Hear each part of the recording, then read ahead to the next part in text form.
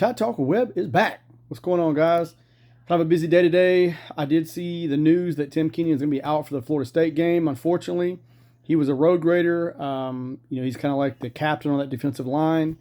But, he had a lower ankle injury. He's going to have tightrope surgery on it coming up. Now, his replacements are Beeman and James Smith. James Smith did appear in all 13 games last season, had 20 tackles, 3 tackles for a loss, and had a sack. So we've got experience there. It's not like we got somebody brand new. And so you've got those guys that'll probably rotate in and out. You'll both see Beeman and James Smith playing a lot throughout that whole deal. I thought that was very interesting. Another thing I thought was very interesting too was how Mbakwe is actually playing the quarterback Castellanos in all the practices. He's doing that. He's talking mess to the guys, saying, you can't stop me. He's really getting them in a mind frame and a game set for what's going to happen on Saturday.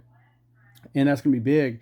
And it's great that he's doing that because he's got world-class speed so they can practice their defensive game planning. If I was game planning, obviously they're going to try to just keep him in the pocket because, as we know, Gus Malzahn has been a big one on, when he was at Auburn, he never had a great thrower. He never had a great passer except for Cam Newton. Cam Newton was probably the best he ever had.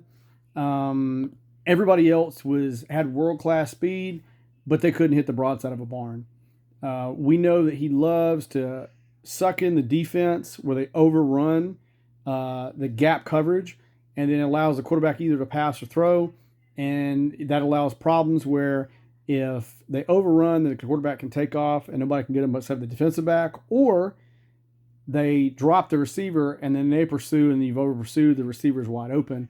Kind of a landmark, benchmark thing for Gus Malzahn. He was kind of known for that kind of play all the time.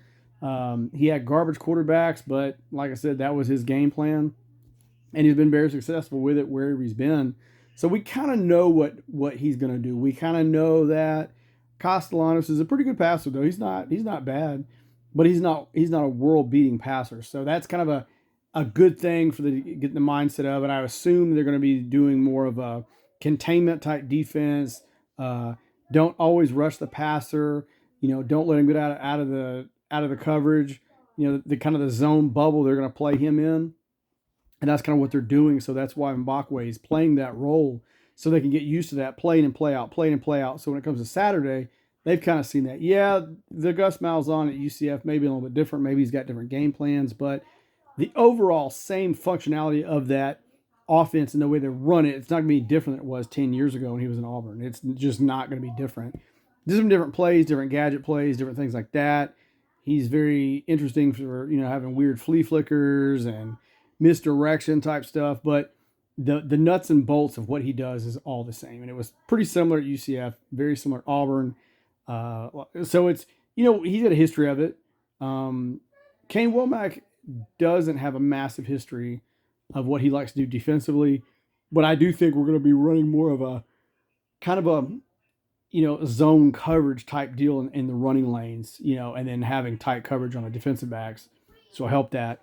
Like I said, Florida State, they have injuries of Squirrel White, although they said it cleared up and he's going to play. We don't know how truthful that is because they're going to want to keep the defensive coordinator off balance. So you have to prepare to play Squirrel White. Now, Squirrel White's stats dropped off a little last year, but that doesn't negate the fact he's a great receiver. So, you've got all that. You've got that big nose guard that's a road grader we got to play at Florida State.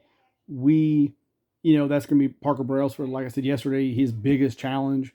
But that's fine. That's just the news I got for today, guys. And hopefully I can put out another video tomorrow. Anyway, Tide Talk with Webb is out.